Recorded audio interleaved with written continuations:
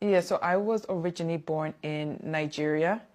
And when I was born in Nigeria, I never knew my biological parents. I lived with my auntie, and we grew up in extreme poverty. So the home that we lived in had no doors, it had no toilets. There was three other families that lived with us in that home as well.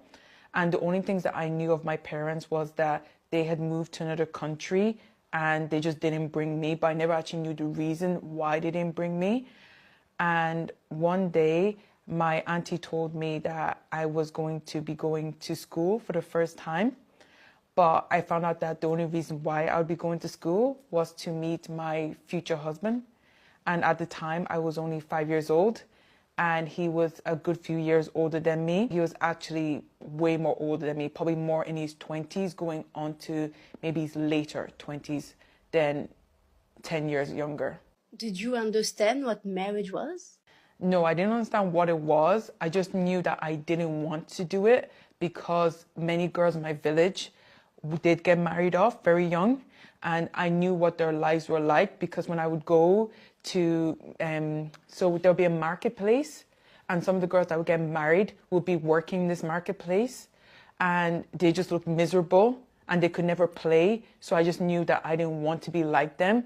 So I remember I said to my auntie, I don't want to get married, but I didn't actually know what marriage actually meant.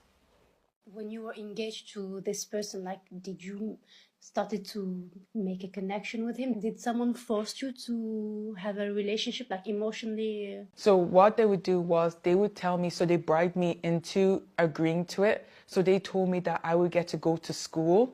So that means that every time I was going to school, after school, I would have to go and meet him because his market was as I was walking back from school. So I would meet him every single day after school.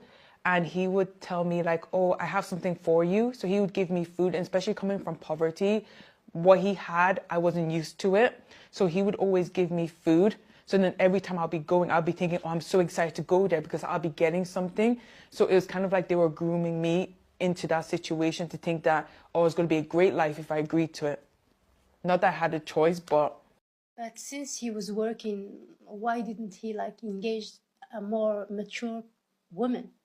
So in the culture that I was brought up in, it's very normalized for older men to marry young children.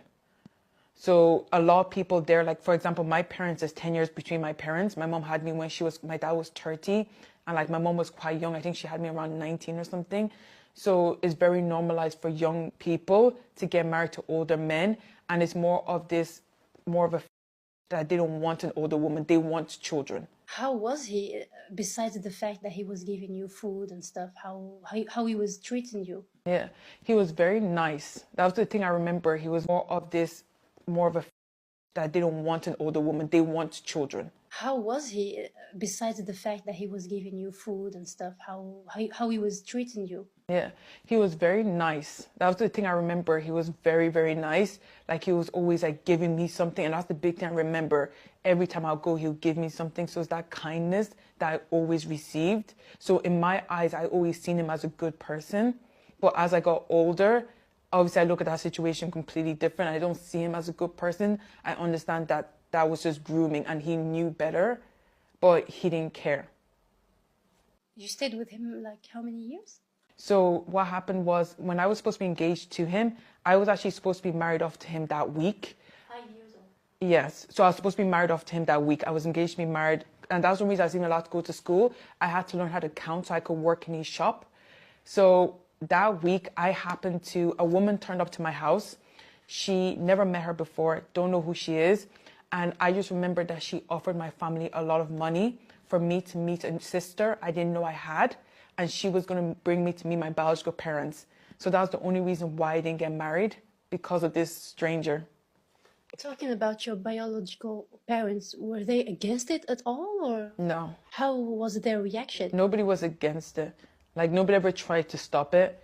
It's quite normalized, especially in Nigeria and the culture that is brought up there. Like a lot of girls there are married at that age, and a lot of girls there, so I don't know if you know about like the that goes on with young girls. What happens is when you get married, they end up actually cutting you as well. So they end up like cutting you so you stay pure for your husband. And they do that to all the girls that get married. So if I had stayed, I would have actually gone down below so I can stay pure for my husband. I'm sorry if this is a bit intimate, but did you have any like intimate relationship with him or? No, so I was very lucky because I had left before we could get married to consummate the marriage. So I had actually never gone to actually stay with him physically because I had left the week of the time I was supposed to be given to him. Obviously, this woman turned up at my door, and then the next day she brought me to a different city to go meet my sister. So I didn't know I had a sister. We met each other with my granny, and that's the first time we've ever heard of each other. And then she took us to another city, which I think was Lagos at the time, and she brought us to this house. And I remember in this house, it was the complete opposite to what we were used to. There was toilets, there was doors, it was 2 stories, there was ice cream. It was things that we never seen before. So we thought, oh my God, we want to stay here forever.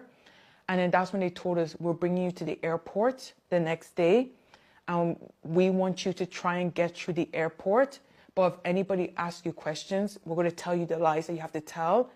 And you just keep telling them that you're going to go meet your parents. And then the next day they brought us to the airport. They gave us envelopes that go around our necks with a passport. They gave us like a bucket of cash, like a lot of cash. And it was for our parents. And then they also gave us sweets and our ticket. So what they were basically doing was they were basically trafficking us into Ireland. So we were actually supposed to give the money to our parents for them allowing us to go through. But we didn't realize at the time that that was actually what was happening. So what happened was, if you're going to an airport and you're a child, there has to be an adult with you. But what they did was they didn't actually do that. They bribed somebody to just let us through to the airport by ourselves. Because how old were you? I was 5, my sister was 6. You were 5? Yeah, so we traveled here completely by ourselves. So once you arrived in Ireland, who received you guys? So we got off the plane and we were still running around the airport again because we were just standing there. And next thing you know, I heard somebody shouting my name, Destiny, stop running around. And I turned around and the guy in front of me looked exactly like me. Me and my dad were the image of each other. We looked the exact same. So that's how I knew that that was my dad at the airport. And they had another baby at the time. So they had another daughter with them. And then we went with them back to Ireland. Well, back to their house in Ireland. Did you feel like at home? Did you feel like welcomed, and were they happy to receive you? Yeah, they were happy to receive me, but not my sister. And I didn't really understand that. It's like they were so happy to see me. Yeah, they were happy to receive me, but not my sister. And I didn't really understand that. It's like they were so happy to see me, but it was like my sister, they didn't care. It was like nearly like she was a burden to be there, which I obviously being so young, I didn't really care, but I didn't really understand. Do you know what I mean? So I didn't really see that change in how they were treating both of us at the time. So you stayed with them, like you went to school or? Yeah, so what happened was when we got to Ireland, a social worker actually came to our house. So the day before we could go to school, a social worker turned up to the house. I don't know if that was because maybe somebody reported the fact that there was kids running around the airport. And we were told to lie. So we had to lie to the social worker that everything was fine, blah, blah, blah, blah, blah, which we did. And then we ended up going to school then after. So we went to school as normal, but in Ireland, children have to go to school. So if they don't go to school, that will be reported. You can't have a child. So they were allowing us to go to school, but then when we got back home, they were locking us in the house. For what reason? So they didn't want us to go outside because we were actually being brought here to work, which obviously we didn't realize at the time. So we were being trafficked into this country to become child laborers. So me and my sister, we've actually been working since we were children. So my dad was a DJ at the time and he made videos at the time as well. So we would go with him. Well, it was my sister first. She would go at night with him and she would help him in work. And then it changed to me when she left. I would go with him and I would be helping him until like 4 a.m. So I could leave at 10 p.m. and I would not come back home until 4 a.m. the next day. Because I was so young, I didn't really understand what it was. And I think because I was going with my dad, I was more protected from what was happening at these parties. So I didn't understand these parties were actually parties to traffic children. So a lot of these parties, it was men who were at these parties for the children. And all these children that were there did not belong to the parents. So what was happening was people were bringing children into Ireland that weren't their own children, and the Irish government weren't checking them. So they weren't doing DNA tests to actually check that these children belonged to them. And so they would bring them to the country, and then they would bring them to these parties where the children would be trafficked at these parties, and then you never see them again. And then there'd be a bunch of new children. And it was like a cycle that went on for 5 years. So I was very lucky that in my situation, I was more protected because of my dad was the one kind of over a lot of these parties. But I did witness a lot of what was going on, and I was very young to be witnessing a lot of what was going on. So I was very much aware of what was happening at the time. I remember my neighbors are actually knocking my door all the time to get me to come outside. It was very rare I could go outside. So they were actually trapping me in the house. So they would lock me in the house. Like sometimes they'll lock me in the bedroom for days. And it got so bad that I would just start eating the wall because there would be no food, there would be nothing. So I would start eating the wall in my room just to get food. The only time I could leave was literally when I was going to school or if my parents were leaving for a long period of time. But we were always locked either in the house or in the bedroom. And I never left. How was your mom treating you? She was more of the more physical abuser. She was quite aggressive. Like her form of abuse was actually to the point of where it felt like she wanted to kill us. She stabbed my sister with a in her hand. She stabbed me with a plate. So she broke a plate on my head and my head burst open and just started pouring down my whole body to the point of where to this day the wound still opens. She got an iron and burnt me with the iron. I still have the scar on my leg. So she was very physical. And if we refused to do something, let's say we refused to go to one of the parties that they want us to go to, she would get pepper, open our eyes, put it inside our eyes to make us blind that we couldn't see, to the point where we would just agree to do it. We found out later on that my sister actually wasn't their child. So my sister was actually my cousin, so she never actually belonged to them. And then for me, I think it was a thing of where like she had me when she was so young that I feel like she was like a victim to my dad, and then it just continued. So it was getting to the point of where the abuse was getting so bad to the point of where I genuinely thought that my mom was going to kill me if we stayed in that house. And I started noticing some things in the house where my parents started giving us medication that we didn't know what it was. Like we would pass out for hours at a time. The parties were coming into our house, so they were starting to have it in our actual family home. And it just got to the point of where, and then they tried to marry me off 2 more times then. So it got to a point where I was worried that it was going to happen to my siblings because I had a younger brother at the time and a younger sister. So I went to school and I told a friend what was happening. And her mom was actually a teacher. So she told her mom what was happening. And then her mom was the one that called social services. And then they took me out of the house then. Well, from school, they just never brought me back home. So I was put into foster care because of child abuse and neglect. But they didn't know about the trafficking or the child labor at the time. So the way the court case happened in Ireland is very different. When you're put into care, you don't always get a court case. You just get put into care. And your parents just lose custody. So that's what happened with me. So they didn't find out a little bit of my story until I was 16. So I was a good bit into the foster care system. And even still then, because I was a lot older and they hadn't searched my home when I went to the foster care, the videotapes that my dad took of all the abuse that they were doing to other children, they got rid of it. So the evidence was completely gone. So they couldn't bring my case to court. Like the family I lived with were really good. Like they always treated me as part of their own. So I was very lucky in that sense. Like they really did look after me. I think the part that I found really hard was it's very hard to go from living in an African family to then living somewhere where you're the only Black person. It's a very big cultural change. And I think because I was somebody who was going through a lot of like depression, it's a very big cultural change. And I think because I was somebody who was going through a lot of like depression at the time, anxiety at the time, trauma, a lot of children do not understand that. So I experienced like so much bullying to the point of where I feel like mentally I was just getting even worse and more drained. Like I remember I would lock myself in my bedroom for like days and I would not come out. I wouldn't even eat. So I was treating myself how I was being treated when I was back home because that was what was normal to me. I think for me, I wish that somebody had actually believed me when I first spoke up about it. I don't know if that's like, and I wish I actually did fight more to somebody to listen to my story, because multiple times social workers did go into the house and every time they'll ask me if there was something wrong, I would just say no.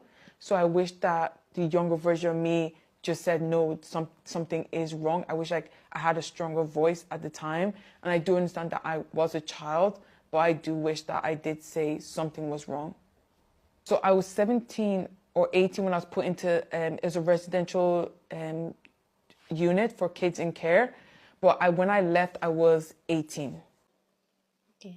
So you said you had like a younger sibling. Yes. Since they lost the custody of you, did they lost the custody of the younger ones also? Yes. So they lost the custody of the younger two, but then my mom had another baby and she got to keep that child. So, but everybody else they lost custody of, but my siblings still see my parents. I'm the only one that has no contact. So what do you feel was taken away from you during that time? Definitely my childhood. I think that my childhood has definitely been taken away. I don't think I've ever gone a childhood at all. And I think as well, like, even sometimes like peace of mind. I feel like my head is always racing and I carried so much like guilt because I feel like so many children suffered because I didn't see anything sooner. So I do feel the guilt of that, if I'm being honest.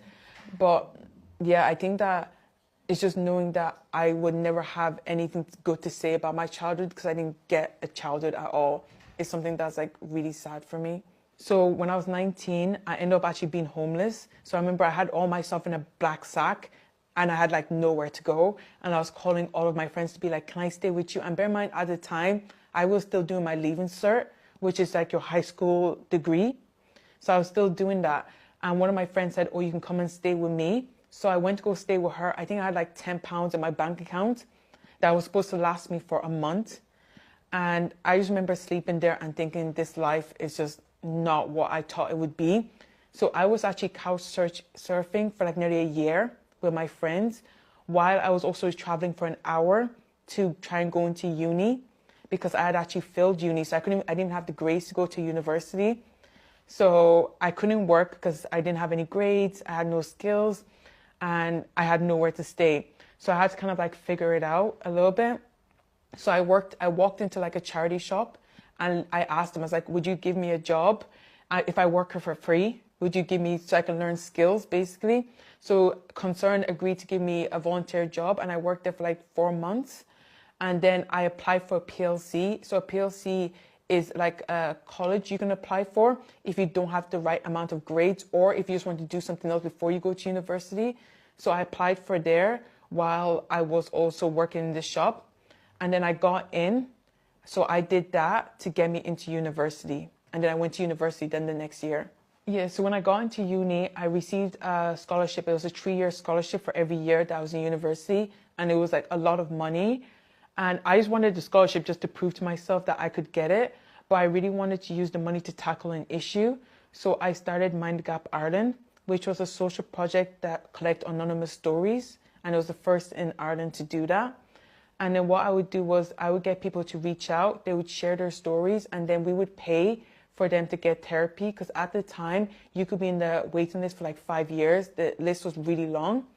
So I would pay for it so they could go and get therapy and we pay for like 6 sessions for each person. And we were doing that. I did that for like 3 to 4 years.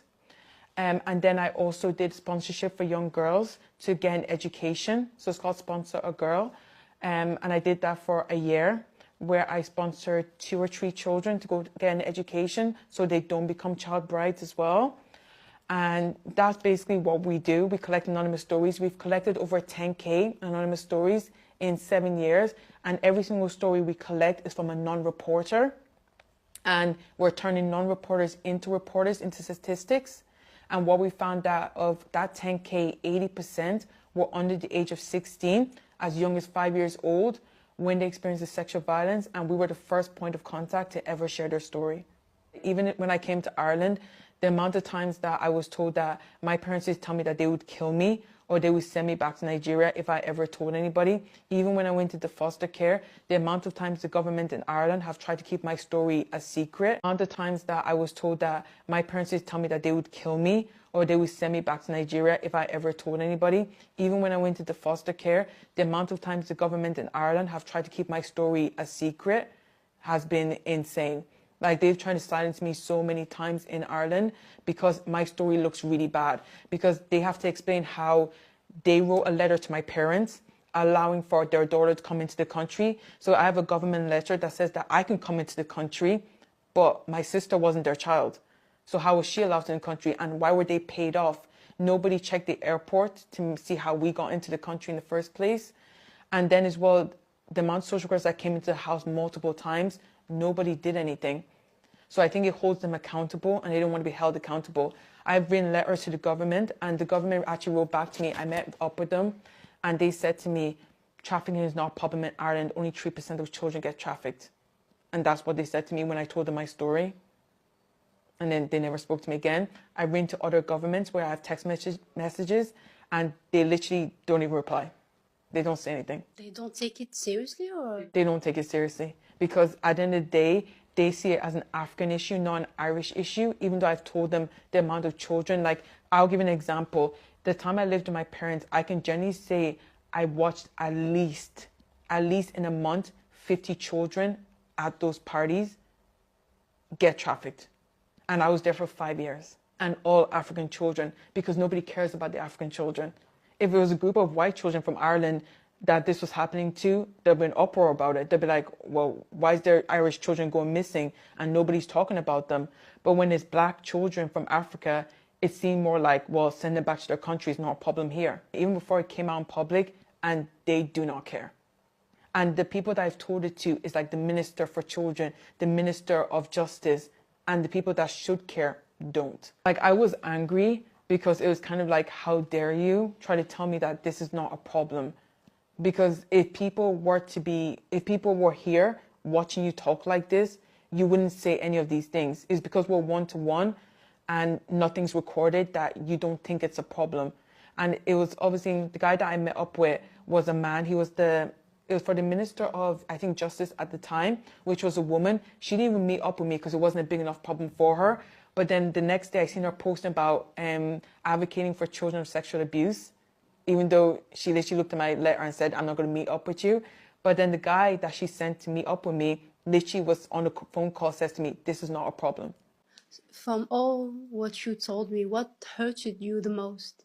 I think for me, it's definitely how much of my story they've made invisible. It's literally like I don't exist. So like my documents are completely fake. Where I'm born is not, I wasn't even born in Nigeria. But my passport says, my document said Nigeria, my birth certificate is completely fake. So everything about me is fake. Everything about my sister is fake. And it's like we don't exist. If you were to look at the government history of us, it's like we literally don't exist. Our story doesn't exist, but that's the way they've made it into the system. So when we come out, we tell our stories, we're literally invisible people that don't exist. I think for me, it's a government issue at the time where the government knew that this was a problem in the airport and it was a problem in Ireland. But I think that if they had said that this is actually happening in Ireland, they would look like, you know the way everybody says trafficking only happens in developing countries? Well, then they would have to say, well, no, that's not the case, it's happening here. So I think that it's a government issue with them allowing children to be trafficked into their country. That's the problem. Do you think it's still happening? Yes, I know it's still happening because when I was in foster care, I had just left. There was actually a child that I seen that it was happening to, because I actually spoke to her. And I wrote to my social worker and asked her to visit the house, and she didn't. And then that child went missing the next day. And your dad what is he doing now? He's a taxi driver. I got no justice for what happened to me because that's the way it happens in Ireland. Like, if you get put into care, your parents just go roaming free. They can have more children. They get to just work and nothing happens. Yeah, I think like for me is knowing that I would never get that closure. I would never get that justice at all. I'll never even get to know who I really am because right now I don't know who I really am. I think for me it makes me angry knowing that they're roaming around free and they just get to live their life. But at the same time, I feel like I just had to let go of it because I'm never going to get that answer. Like I'm just not. And because I was so young when it happened as well, I've had so many years of having to deal with it that I feel like it's built a lot of strength in me to be able to just move on without the closure. Like, I think this is a hard one for people to understand, but I think I would say to her, like, genuinely, like, I'm genuinely so sorry that she had to go through that as a child because I feel like people don't understand what it's like until you go through it. Like, I think it's so sometimes easy to see somebody